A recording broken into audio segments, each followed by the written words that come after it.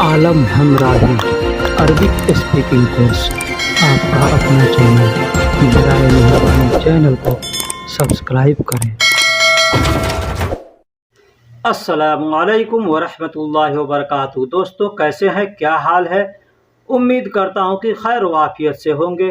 अल्लाह का शुक्र है कि हम भी ठीक हैं, खैरियत से हैं। दोस्तों, इस वीडियो में भी मैं आपको छोटे छोटे लफ्ज़ों को कहाँ और कैसे इस्तेमाल करें या उसका मतलब क्या है, मैं आपको बतलाने वाला हूँ। इसके पहले हमने 2 भाग इसके बना चुके हैं और अपलोड कर चुके हैं। आप देख भी चुके होंगे कि उसमें हम किस तरह से छोटे-छोटे लफ्ज़ों का मतलब बतलाते हैं और किस तरह से कहाँ और कैसे लफ्ज़ों को इस्तेमाल करना है, ये भी बतलाते हैं। मैं आपसे फिर कहता हूँ कि अगर कुछ कहने में या लिखने में गलती हो जाए तो आप हमको बराए मेहरबानी एक कमेंट बॉक्स में ज़रूर कमेंट करके बताएं कि ये चीज़ आपसे गलती हुई है। इंशाअल्लाह हम दूसरे वीडियो में उसको सुधारने की कोशिश करेंगे। या हमने अगर कुछ बतलाने से किसी चीज़ का, किसी लफ्ज़ का मतलब बतलाने से भूल गए हैं तो आप हमको कमेंट बॉक्स में पूछ सकते हैं कि ये चीज़ का मतलब क्या होता है। ठीक, तो एक बार फिर हम रिक्वेस्ट करते हैं आपसे कि आप हमारे चैनल पे नए हैं या पुराने हैं तो बराए मेहरबानी सबसे पहले चैनल को सब्सक्राइब कर दें, वीडियो को लाइक कर दें, क्योंकि इस वीडियो में बहुत कुछ आपको सीखने को मिलने वाला है। तो चलिए अब हम वीडियो को शुरू करते हैं। आज का अल्फाज है भूलना, यानी कोई चीज़ हम भूल जाते हैं, कोई बात भूल जाते हैं, पैसा भूल जाते हैं, सामान भूल जाते हैं, उसको अरबी में हम कहते हैं इंशा, नसीत या जाआ। जाआ, इंशा या नसीत का मतलब होता है भूलना। एग्जाम्पल ले लीजिए कि आज मैं नहाना भूल गया। आज मैं नहाना भूल गया। हम सोचते हैं कि जा रहे हैं नहाने और तब तक हमको ध्यान से उतर जाए, कोई और काम करने लगे और भूल गया कि मैं आज नहाना है हमको, और आप ऑफिस चले गए, बाद में याद आता है कि आपने तो नहाना भूल गया। तो इसको अरबी में हम क्या बोलेंगे? इंशा या नसीत। इंशा या नसीत यहाँ पे हम इस्तेमाल करेंगे। या तो इंशा का इस्तेमाल कर सकते हैं या नसीत का इस्तेमाल कर सकते हैं, क्योंकि इंशा का मतलब भी होता है भूलना और नसीत का मतलब भी होता है भूलना। तो यहाँ पे हम क्या कहेंगे? इंशा अलियम अना सब्बा। इंशा अलियम अना सब्बा या नसीत अलियम अना सब्बा, इस तरह से हम कह सकते हैं। अब इंशा का मतलब भूलना होता है या नसीत का मतलब भी भूलना होता है। अलियम का मतलब आज, अना का मतलब मैं, और सब्बा का मतलब नहाने को अरबी में सब्बा कहते हैं। दूसरा एग्जाम्पल ले लीजिए, मैं हॉस्पिटल जाना भूल गया। हमको हॉस्पिटल जाना है और किसी काम में हम फंस गए या कहीं किसी से बात करने में हम मसरूफ़ हो गए और हम भूल गए। बाद में हमको याद आता है कि मैं हॉस्पिटल जाना भूल गया, हमको हॉस्पिटल जाना है। अब हॉस्पिटल की जगह पे आप कोई भी काम लगा सकते हैं, ऑफिस लगा सकते हैं, दुकान, मकान, बाज़ार, जहाँ भी जाना हो, आप आदमी भूल जाता है। तो उसको हमको किसी से बतलाना हो तो कैसे बतलाएंगे, या कोई आपसे इस तरह से बतलाए तो वो कैसे बतलाएगा? यहाँ फिर मैं बताता हूँ कि इंशा का मतलब भी भूलना होता है और नसीत का मतलब भी भूलना होता है।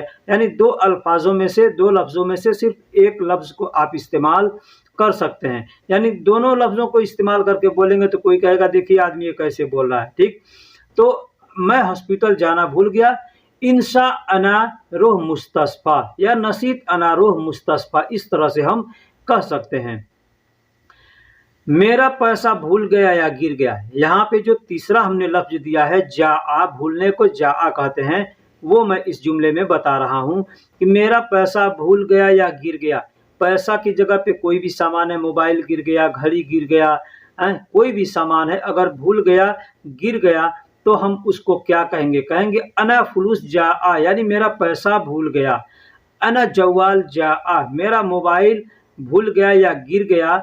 ठीक है, गिरने को अरबी में तेहा कहते हैं, लेकिन यहाँ भूलने के लिए भी, जैसे गिर गया, खो गया, नुकसान हो गया, तो वहाँ पे हम जाआ का इस्तेमाल करते हैं। यानी अना फुलूस जाआ, यानी मेरा पैसा नुकसान हो गया, या भूल गया, गिर गया, तो भूल गया, गिर गया तो मतलब नुकसान हो गया, तो नुकसान हो गया तो इसको अना फुलूस जाआ कहेंगे। यहाँ पे हम खसारा का भी इस्तेमाल कर सकते हैं, खसारा का भी इस्तेमाल कर सकते हैं, क्योंकि खसारा का मतलब भी होता है नुकसान होना या भूल जाना, जा का या खसारा, दोनों का में से किसी एक का इस्तेमाल कर सकते हैं।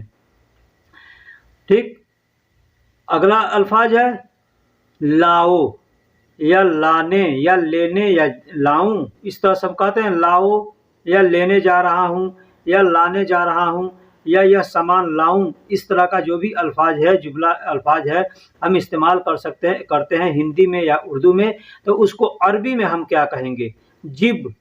जिब या यहदुर। जिब या यहदुर का मतलब होता है लाओ या लेने या लाऊं। इस तरह के लिए जिब या यहदुर का इस्तेमाल करते हैं। एग्जाम्पल एक ले लेते हैं कि मैं सब्जी लाने जा रहा हूँ। मैं सब्जी लाने जा रहा हूँ। अब सब्जी की जगह पे जो भी आपको ज़रूरत हो आप अपना इस्तेमाल कर सकते हैं। पानी लाने जा रहा हूँ, कपड़ा लाने जा रहा हूँ, खाना लाने जा रहा हूँ। हाँ, एग्जाम्पल हमने लिया है कि मैं सब्जी लाने जा रहा हूँ, तो क्या कहेंगे? अना रोह। अना का मतलब मैं होता है या मेरा होता है। रोह का मतलब जाना होता है। अब जाऊं, जा रहा हूं, जाता हूं, जाऊंगा, इसके लिए हम रोह का इस्तेमाल करेंगे। ठीक, और जिब का मतलब लाने जा रहा हूं या लेने जा रहा हूं या लाऊं। ठीक, इसके लिए जिब का इस्तेमाल करते हैं। और खुदरा का मतलब सब्जी होता है। खुदरा का मतलब सब्जी होता है। अरबी में सब्जी को खुदरा कहते हैं। कोई भी सब्जी हो उसका नाम जानते हैं तो नाम ले लीजिए और खुदरा कहिए, यानी ये सब्जी है। तो अना रोहजिब खुदरा, यानी मैं सब्जी लाने जा रहा हूँ। मैं सब्जी लाने जा रहा हूँ। दूसरा है क्या मैं दवा लाने जाऊं? आप कहीं काम करते हैं अपने आप कफील से या अपने जो भी आपका सीनियर है, मुदीर है या आपका साथी है, आप उससे कहेंगे कि क्या मैं दवा लाने जाऊं? क्या मैं दवा लाने जाऊं, यानी हमको छुट्टी चाहिए। तो हम कहेंगे, क्या कहेंगे? हल अना रुह जिब दवा। हल अना रुह जिब दवा, यानी क्या मैं दवा लाने जाऊं। अब यहाँ पे ऐश का भी इस्तेमाल कर सकते हैं। ऐश अना जिब रुह दवा या ऐश अनारो जिब दवा। यहाँ पे ऐश का भी इस्तेमाल कर सकते हैं, हल का भी इस्तेमाल कर सकते हैं। हल को इस्तेमाल करते हैं कहाँ? जैसे क्वेश्चन टाइप का जो भी चीज़ होता है कि उसमें जाऊं या नहीं जाऊं, इसमें सस्पिशन है, तो यहाँ पे हम हल का इस्तेमाल कर सकते हैं या ऐश का भी इस्तेमाल कर सकते हैं। ठीक है, तो क्या मैं दवा लाने जाऊं या क्या मैं दवा लेने जाऊं अगर कहना हो तो कहेंगे ऐश अनारो जिब दवा या हल अनारो जिब दवा, यानी क्या मैं दवा लाने जाऊं। इस तरह से हम कह सकते हैं। अगला अल्फाज है ले लूं। हम कहते हैं ना कि ये सामान ले लूं या उठा लूं, या कोई कहता है उठा लो, ले लो या लोगे। तो ये जितने अल्फाज हैं इस सब अल्फाजों के लिए सिर्फ एक शब्द को इस्तेमाल करते हैं, शील। शील का मतलब लेना भी होता है। अब जैसे कोई सामान लेना है तो कहेंगे शील। उठाना है तो कोई आपसे कहेगा शील। शील मतलब ले लो या उठा लो। अब उठाने वाला चीज़ है तो तो उठाएंगे, और लेने वाला चीज़ है तो लेंगे। जैसे पैसा कोई देता है तो अगर कहीं रख दिया तो कहेगा शील, तो इसका मतलब हो गया उठा लो। ठीक, आपके हाथ में अगर दे रहा है तो कहेगा शील, यानी अब इसका मतलब हुआ ले लो। तो हर जगह कोई भी चीज़ का, कोई भी अल्फाज का मतलब तर्जुमा उसका करते हैं वक्त को और समय को और उस वहाँ के सिचुएशन को देख करके उसका तर्जुमा करते हैं कि इसका तर्जुमा क्या होगा। ठीक, जैसे तुम यह सारा सामान ले लो। तुम यह सारा सामान ले लो। आपका कपिल है या आपका मुदीर है, कोई भी कहता है या कोई भी आदमी है कहता है तुम यह सारा सामान ले लो, तो अरबी में क्या कहेगा, कैसे कहेगा? हाज़ा इंता। हाज़ा का मतलब यह होता है, इंता का मतलब तुम होता है, और कुल्लो का मतलब सारा। कुल्लो का मतलब सारा को कुल्लो कहते हैं, सब या सारा।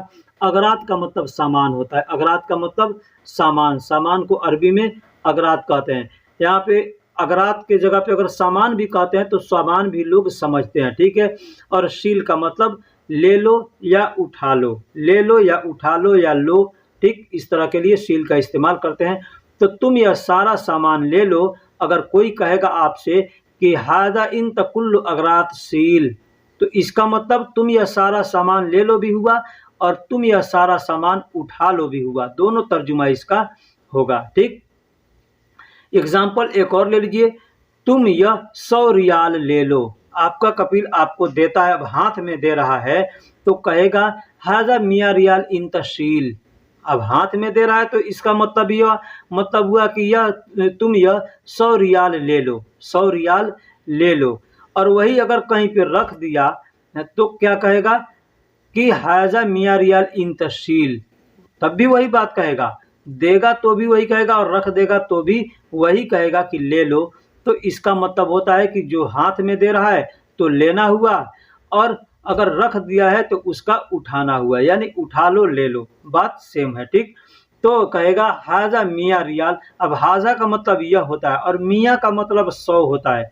मियाँ का मतलब 100 होता है। अगर आपको काउंटिंग नहीं आती है तो हमने काउंटिंग का भी वीडियो अपलोड कर रखा है, आप काउंटिंग देख सकते हैं। रियाल को रियाल, इंत का मतलब तुम और शील का मतलब ले लो होता है। अब तीसरा जो अल्फाज हमने बोला है लोगे, लोगे, तो लोगे को कैसे इस्तेमाल करते हैं? क्या तुम यह पैसा नहीं लोगे? अब वो पैसा दिया, आपको रख दिया और आपने वहाँ से चल दिया, आपने वहाँ से चल दिया भूल करके, तो आपसे क्या कहेगा? हबीबी, या आपका नाम जो भी होगा ले करके बोलेगा ऐश हाजा फलूस इन तमाशील, ऐश हाजा फलूस इन तमाशील, यानी क्या तुम यह पैसा नहीं लोगे? इसका मतलब ये होगा। अब इसका मतलब आप ये भी कर सकते हैं कि क्या यह तुम पैसा नहीं उठाओगे, या क्या यह तुम पैसा नहीं लोगे, हाँ, कि क्या यह पैसा तुमको नहीं चाहिए। तो चाहिए का अरबी में कहते हैं अबगा, या ये भी कहते हैं। ठीक, तो यहाँ चाहिए का नहीं बतलाना है हमको, यहाँ लेने और उठाने की बात चले तो यहाँ पे अगर कह दिया कि ऐश हाजा फलूस इन तमाशील, तो मतलब यह क्या यह तुम पैसा नहीं लोगे, या क्या यह तुम पैसा नहीं उठाओगे, इसका मतलब ये होगा। ठीक, दूसरा है आंशिक। आंशिक या आंशिक लोग कहते हैं, आंशिक कहते हैं या आंशिक कहते हैं। ठीक है, तो आंशिक या आंशिक का मतलब होता है पकड़ना। कोई भी चीज़ अगर पकड़ना है, कोई आपको कोई सामान देगा तो भी कहेगा आंशिक, यानी पकड़ो, हाजा आंशिक, यह पकड़ो, हैं, हाजा आंशिक यानी यह पकड़ो। कोई सामान देगा या कोई काम कर रहे हैं तो कोई चीज़ कहेगा पकड़ने के लिए, तो भी वहाँ पे आंशिक कहेगा। चाबी आपको दे रहा है तो सील भी कह सकता है और आंशिक भी कह सकता है। तो सील का मतलब ले लो और आंशिक का मतलब पकड़ो। आदमी ऐसे देता है तो कहता है ना आंशिक, आंशिक यानी पकड़ो। ठीक, तो आदमी कहता है कोई सामान आप लिए हैं या कोई आपको दे रहा है कि ले करके खड़े रहो, तो भी कहेगा आंशिक, यानी ये पकड़े रहो। ठीक, तो पकड़ने के लिए आंशिक का इस्तेमाल करते हैं। दूसरा मतलब है इसका जाम करना, यानी कोई सामान जाम करवाना है तो हम वहाँ पे आंशिक का इस्तेमाल करते हैं। आंशिक का मतलब जाम करना भी होता है ना। एग्जाम्पल के तौर पे वह जा रहा है पकड़ो, वह जा रहा है पकड़ो। आपका मुदीर, आपका कफील आपसे कहता है, या कोई भी आदमी कहता है, या आप किसी से कहते हैं कि वह जा रहा है पकड़ो, तो क्या कहेंगे? हो वरोह, हो वरोह मतलब वह जा रहा है, हो वरोह मतलब वह जा रहा है। आंशिक मतलब पकड़ो, आंशिक का मतलब पकड़ो, हो वरोह आंशिक, यानी वह जा रहा है उसको पकड़ो। इस तरह से कहना हो तो हम कह सकते हैं। एक और चीज़ बता दूं, होवा का मतलब वह होता है, ये मर्द के लिए इस्तेमाल किया जाता है। अगर औरत के लिए इस्तेमाल करना है तो हेया का इस्तेमाल करेंगे। हेया का मतलब भी वह होता है और मर्द, और होवा का मतलब भी वह होता है या उस होता है। तो लेकिन यहाँ पे मर्द के लिए इस्तेमाल करेंगे तो होवा, औरत के लिए इस्तेमाल करेंगे तो हेया। ठीक, अब एक और चीज़ है, आप जा रहे हैं कोई सामान लेकर के किसी वेल्डर के पास दुकान पे और कहते हैं इसको जाम करना है। ठीक, कोई चीज़ है ढीला हो जाता है, नाच जाता है या निकल जाता है बार बार, उसको वेल्डिंग करवाना है, जाम करवाना है, तो भी जाएंगे तो कहेंगे हाजा आंशिक, यानी यह जाम कर दो। हाजा आंशिक यानी यह जाम कर दो। या मोटर है, गाड़ी का मोटर है या किसी भी चीज़ का मोटर है, मशीन का मोटर है, नहीं नाच रहा है, जाम हो गया, तो वहाँ पे हम कहेंगे आंशिक, मतलब यह जाम हो गया। ठीक, हाजा आंशिक, यह जाम हो गया, यानी ये जाम हो गया है। या यहाँ पे हम एक और चीज़ बोल रहे हैं कि हाजा माफी दवार, मतलब यह नहीं नाच रहा है। ठीक, मोटर अगर ख़राब है, नहीं नाच रहा है, तो ये भी कह सकते हैं आंशिक मतलब जाम हो गया है। या कह सकते हैं हुआ हाजा माफी दवार, यानी यह नाच नहीं रहा। दवार का मतलब होता है गोल गोल घूमना, नाचना। तो मोटर गोल गोल घूमता है उसको दवार कहते हैं, या रोड पर जो दवार बना रहता है उसको भी दवार कहते हैं। तो दोस्तों वीडियो कैसी लगी आप हमको कमेंट बॉक्स में ज़रूर बताइएगा। वीडियो को लाइक करें और शेयर करें। दूसरे चौथे भाग को देखने के लिए मैं आपसे फिर कहता हूं कि आप चैनल को सब्सक्राइब करें और वीडियो को लाइक करें, क्योंकि आप सब्सक्राइब करेंगे तो ही आपके पास दूसरे वीडियो का नोटिफिकेशन जाएगा और आपको ढूंढना नहीं पड़ेगा। तो फिर मिलेंगे अगले वीडियो में, तब तक के लिए खुदा हाफिज़।